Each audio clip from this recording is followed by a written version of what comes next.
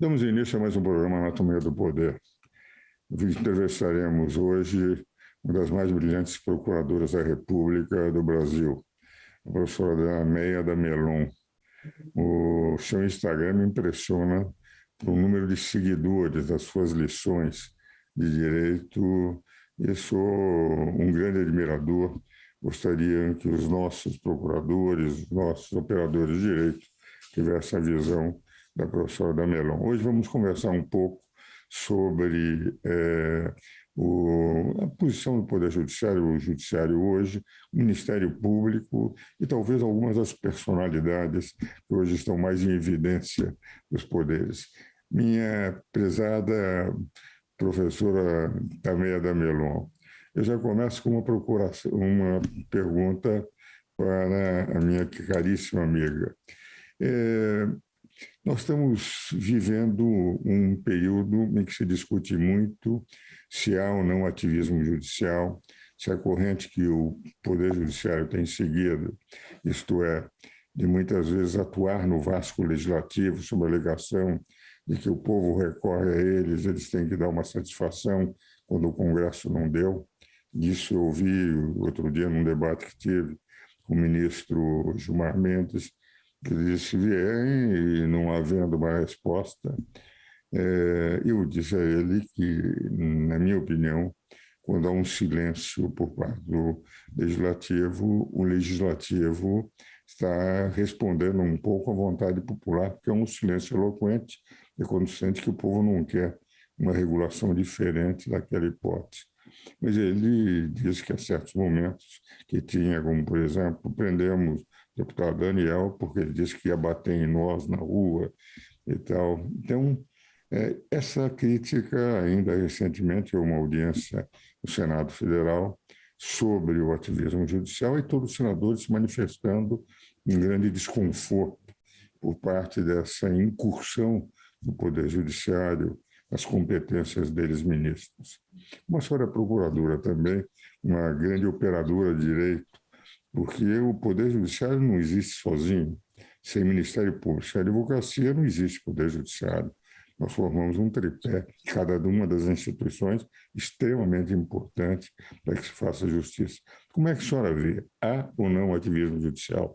Há ou não invasão de competências no Brasil na atualidade? Então, doutora Ives, primeiro, muito obrigada pelo convite, muito feliz de participar do programa do senhor. Bem, infelizmente, eu vejo sim que há um certo ativismo judicial e a gente sempre costuma falar para os nossos alunos, né, em palestras, explicar o que é esse ativismo judicial, né? O ativismo, ele acontece quando o magistrado, seja de primeira instância ou até mesmo da Suprema Corte, ele é movido não pela lei e nem pela Constituição, mas ele é movido pela sua ideologia política ou a sua ideologia social. E isso não pode acontecer. O magistrado, o juiz, ele tem que apenas aplicar a lei, goste ou não goste da lei. Então, eu já vi também vários ministros do Supremo dizendo que tem uma lacuna na lei, então por isso nós vamos decidir, mas isso não pode acontecer. Os poderes, nenhum poder pode ultrapassar a sua linha de atuação. Os poderes não podem interferir nos outros, senão nossa democracia vai ficar com muita insegurança jurídica. Então, como o senhor bem salientou do caso do deputado Daniel Silveira, eu entendo que foi todo o processo sem uma base legal, houve um excesso do judiciário, principalmente do STF, que não respeitou a posição do Ministério Público quando arquivou o inquérito, quando decretou medidas de ofício sem ser provocado. Então, eu vejo sim que, infelizmente, está havendo um ativismo judicial, principalmente pela Suprema Corte, né, e todo o respeito que nós temos ao STF, a todos os ministros, né, e isso é muito ruim porque causa a insegurança jurídica e que coloca toda a sociedade numa situação de insegurança e de descrença no sistema. Aliás, também estou plenamente de acordo, assinaria no que disse a minha cara amiga, procuradora da Melon, inteiramente, porque, de rigor, eu sinto esse ativismo. Eu vou lhe dar um exemplo. Independente da posição de ser a favor ou contra o aborto, Eu participei com a minha filha Ângela daquele grupo de 141 juristas que foram parte no processo em que a Suprema Corte Americana mudou a sua jurisprudência. A nossa petição, e nós fomos admitidos com a amicus curiae, vale dizer, foram 3 as partes que defenderam as questões, o Estado do Mississippi e nós, no sentido de que a matéria não era de Constituição Federal, mas como existe nos Estados Unidos, cada estado tem liberdade da sua legislação penal, da sua legislação civil, era matéria infraconstitucional, e havia, né, uma organização de mulheres que defendia a posição contrária de que a matéria era federal. E a questão foi mal apresentada na imprensa, mas foi uma questão de saber se era competência ou não do Supremo, se a questão era federal para ser julgada pelo Supremo. E nós mostramos na nossa petição, a primeira vez que eu passei a ser parte num processo advogando na Suprema Corte Americana, com 141 juristas dos 5 continentes, entende? Por essa razão, eles admitiram com amicus curiae. Nós o que mostramos é o seguinte: nenhuma legislação no mundo diz que é direito da mulher, como dona do seu corpo, de fazer o aborto. Em compensação, inúmeras legislações mundiais dizem que o nascituro tem que ser preservado desde a concepção, inclusive o Brasil, no artigo 2º do Código Civil. E nós mostramos que a questão não era federal, era a questão dos estados. Cada estado, com uma legislação infraconstitucional, decide de acordo com a vontade popular se teria ou não direito. Entende? Então, esta foi a questão discutida lá, não foi outra questão. Entende? Embora nós tenhamos defendido também que a vida do nascituro tem que ser preservada, deveria haver uma curadoria dos nascituros. Então, se percebeu o seguinte: a importância que a Corte Americana deu ao sentido das competências, dos respeitos às competências. Se os estados americanos têm cada um o direito de fazer a sua legislação civil e a sua legislação penal, se a matéria não está na legislação de nenhum país do mundo, que é direito da mulher fazer o aborto como quiser, quando quiser, e sim do nascituro de ser preservado, cada estado vai decidir de acordo com a vontade popular. Foi essa a questão. Aqui no Brasil, ao contrário. Em vez, como aconteceu na Suprema Corte, de preservar as competências, nós estamos tendo invasão de competências. E essas invasões trazem uma insegurança jurídica muito grande. E é dentro dessa linha que me preocupa também é a colocação do Supremo em relação ao Ministério Público. Ultimamente, o Supremo muitas vezes investiga, acusa e julga.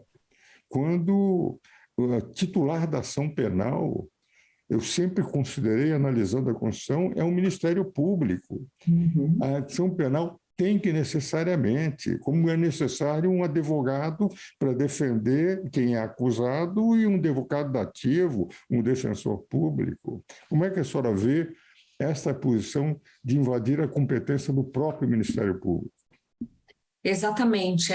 Um exemplo disso é o próprio inquérito das fake news, onde também está o caso do Daniel Silveira, né, que é um inquérito que ele fica aberto já há 3 anos e vai colocando todo mundo que eventualmente fale algo que desagrade os ministros. E, de fato, o que mais chama atenção é a possibilidade, né, que foi aceito pelo STF da própria vítima, né, por exemplo, o ministro Alexandre de Moraes, ele que seria vítima de eventuais crimes contra a honra, de eventuais crimes de ameaça, e ele mesmo vai ser o julgador. Então, temos na mesma pessoa a figura da vítima, do investigador, e depois do julgador. Isso não pode acontecer. Isso viola... E a denúncia é feita por ele, porque o Ministério Público não quer dizer, praticamente está investigando e acusando e julgando, não é? Exatamente. O Ministério Público. Não? Exatamente. Algumas prisões foram decretadas de ofício, né? E isso não existe. O juiz não pode decretar de ofício uma prisão preventiva, ele tem que ser demandado, seja pela polícia, seja pelo Ministério Público. Então, o próprio ex-ministro Marco Aurélio chamou o ministro Alexandre de Moraes de xerife, né? Porque ele estaria utilizando funções do Ministério Público de investigar né? E até mesmo quando a ex-procuradora-geral promoveu o arquivamento deste inquérito, foi desrespeitada a atribuição do Ministério Público, porque a última palavra do arquivamento é do Ministério Público Federal. E outras situações também, por exemplo, quando é encaminhada alguma investigação para o Procurador-Geral, a ministra Rosa Weber, acho que também a ministra Carmen Lúcia, pede para o Procurador-Geral se manifestar em 10 dias. Veja, quando ele recebe autos de uma investigação, ele não tem que prestar contas para o Supremo em 10 dias.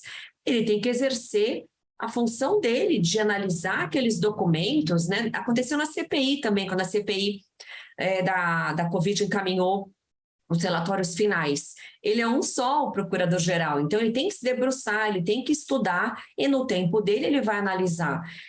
Então, volto a falar como é muito importante respeitar Montesquieu e respeitar a tripartição dos poderes e outras entidades que não fazem parte de nenhum poder, como o Ministério Público, como a advocacia, tem que ser respeitado, né? Não se pode negar vista de uma investigação para os advogados, né? Então, a pessoa intimada para depor no inquérito das fake news, a pessoa não sabe se vai depor como vítima, perdão, como testemunha ou como investigado, muda completamente de figura. Se ela é investigada, ela tem o direito constitucional de permanecer calada, ela não precisa falar. Se ela é testemunha, ela tem que falar, senão ela vai responder por falso testemunho. E como que um advogado não tem acesso à investigação? Isso contraria a própria súmula 14 do STF, que a súmula 14 diz que quando há uma investigação criminal, tem que ser fornecidos autos aos investigados, né? Então, infelizmente, nós estamos vivendo um momento muito difícil, né, professor, que a gente não consegue ver o que poderia ser feito, né, para resolver essa questão toda, né? Eu agradeço muito, aliás, essa posição também é minha, o que vale dizer, assino as suas manifestações por inteiro. Em gênero, no primeiro caso, estou de acordo. Vamos agora aos nossos comerciais, voltaremos a continuar conversando. Depois queria conversar um pouco sobre o seu curso, porque é um dos cursos mais conhecidos hoje sobre direito, então falaremos sobre isso no próximo bloco.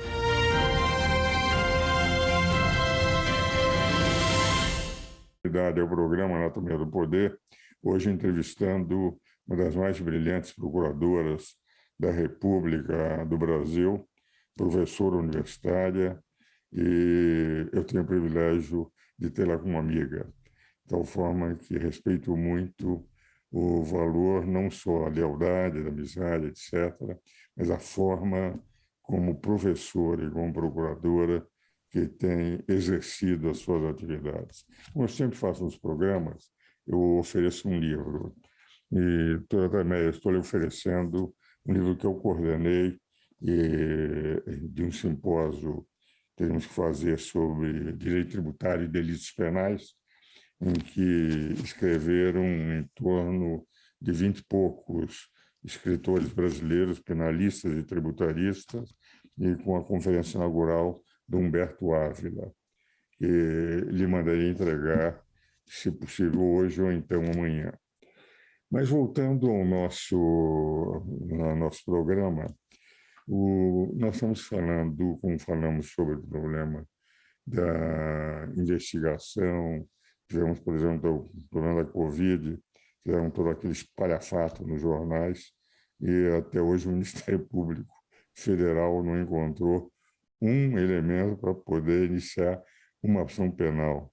E o dado mais interessante é o seguinte, que eu recebi o relatório prévio, porque o senador Girão pertencia, e o senador Bezerra era o líder do governo, mas o Girão, contato permanente, e baseado no relatório, eu fiz um parecer assinado por mim, pelo Dirceu Torresila, pela Samantha Flug, e entregamos o parecer, o Girão, que foi apresentado também, mostrando que nenhum fato daquele sustentava.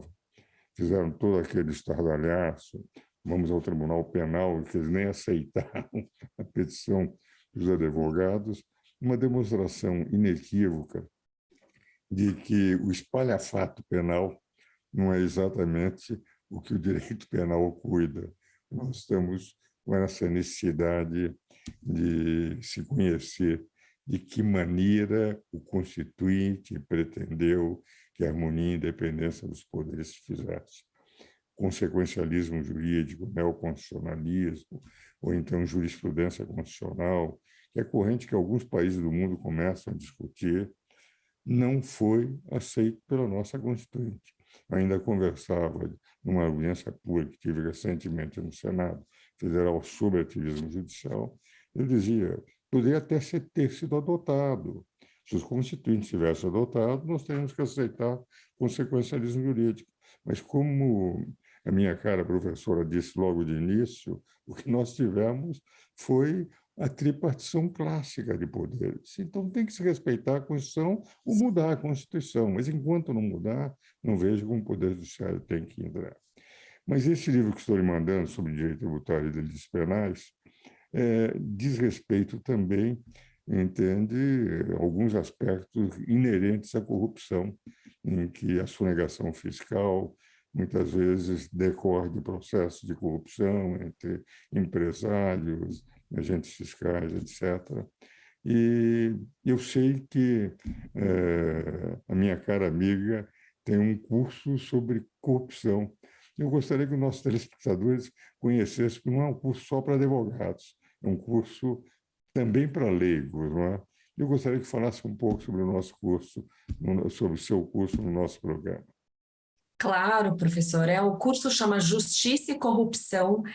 É um curso de direito para leigos, então qualquer pessoa pode fazer esse curso, porque eu explico de uma forma clara, didática, sem utilizar o juridiquês, porque é importante que os brasileiros entendam o nosso sistema, que saibam como funciona a nossa justiça. Então, no curso eu explico o papel dos três poderes, quais são os três poderes, o que cada um poder faz. Então, eu explico o que é uma CPI, quando que pode ser aberta uma CPI, eu falo sobre impeachment, quem pode sofrer processo de impeachment, que muita gente acha que é só o presidente da República, mas não é, pode ser ministro de Estado, ministro do STF.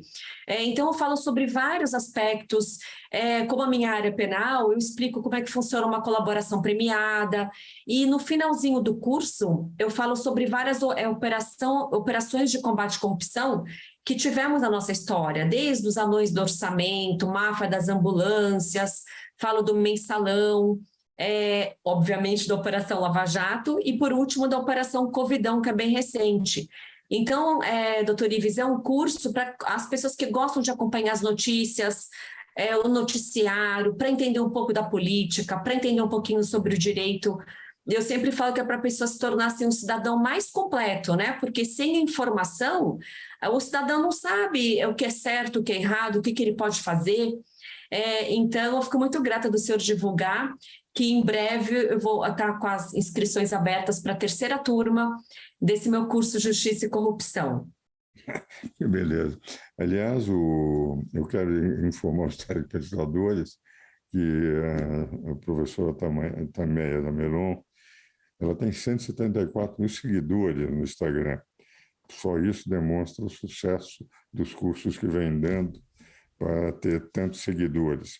Eu acompanho muitas vezes grandes jornalistas, conhecidos jornalistas, não vale a pena citar o nome, que não chegam a ter 50 mil seguidores. O que vale dizer, é um sucesso extraordinário este número. Vamos aproveitar esse final de programa, doutora Tameia, para colocar um último ponto que me parece importante,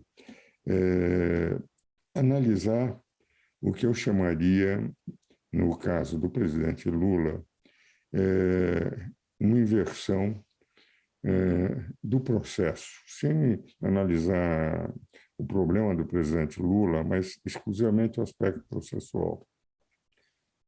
Normalmente, quando eu fiz processo penal, e eu devo um pouco a minha ignorância em matéria penal ao meu professor, que era um grande professor, mas não dava aula processo penal, que era o Canuto Mendes de Almeida, um excelente professor. Eu começava a primeira aula dizendo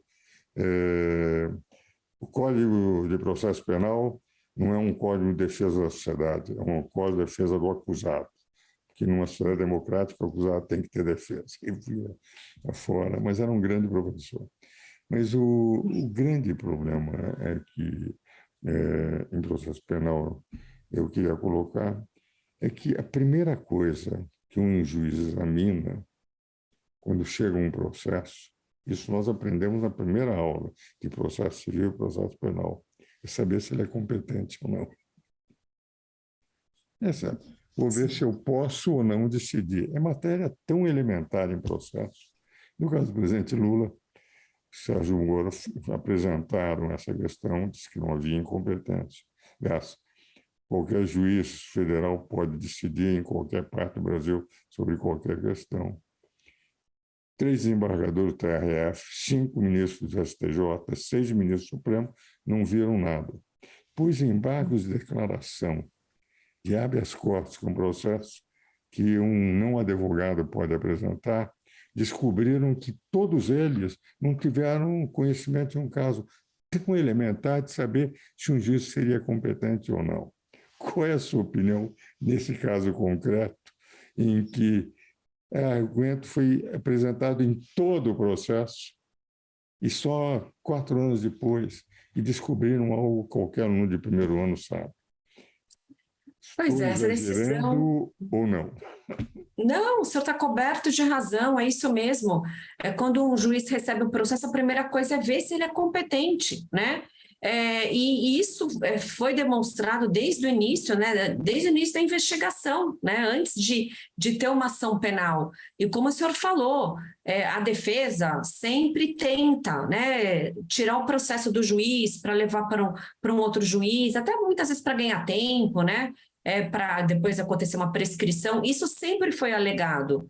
E o juiz da causa disse que não, que ele era o competente. Subiu para o TRF, que diz que a 13ª Vara é competente. Até o próprio STF se manifestou em vários casos, mantendo a competência no 13ª Vara de Curitiba. Então, quando o ministro Fachin, depois de 8 anos da operação, muda o entendimento, porque ele, doutor Ives, alguns outros processos da Lava Jato foram desmembrados e foram remetidos para o Rio de Janeiro, aqueles que envolviam a Eletrobras, outros para Brasília. E o ministro Fachin era sempre contra, ele era sempre voto vencido. E um belo dia ele entendeu que não seria o competente. E o que mais chama atenção, isso já é muito uma decisão sem base no Código de Processo Penal. Mas o pior de tudo foi ele ter anulado os processos, porque a competência, que seria a competência territorial, né? A competência, no entendimento dele, não seria de Curitiba, seria de Brasília. Essa questão de competência territorial é aquela chamada competência relativa, onde não se anulam os atos praticados. Os atos praticados são mantidos. Então, o que poderia ter acontecido? Ele decidir encaminhar tudo para o Distrito Federal, para a Justiça Federal de lá. Agora, não anular.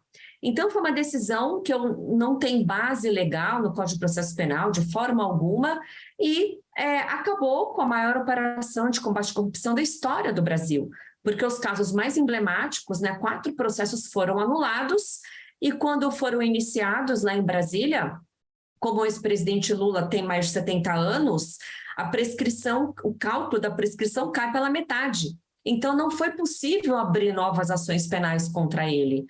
Então, uma pessoa que, de acordo com as provas dos autos, né, tinha grande envolvimento nesses desvios da Petrobras e não vai ter que devolver esses valores e ficou, como a imprensa chama de descondenado, né? E é importante deixar bem claro que em nenhum momento ele foi absolvido, ele não foi inocentado.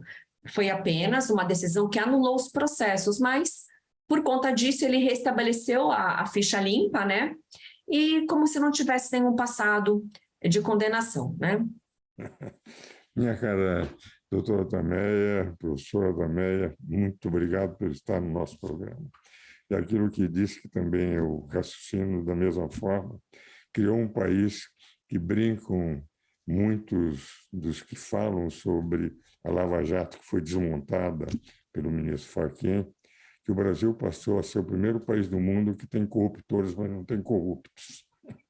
Exatamente. País sem corruptores, sem corruptos. Muito obrigado pela sua presença. E, senhores telespectadores, espero-os novamente no próximo domingo.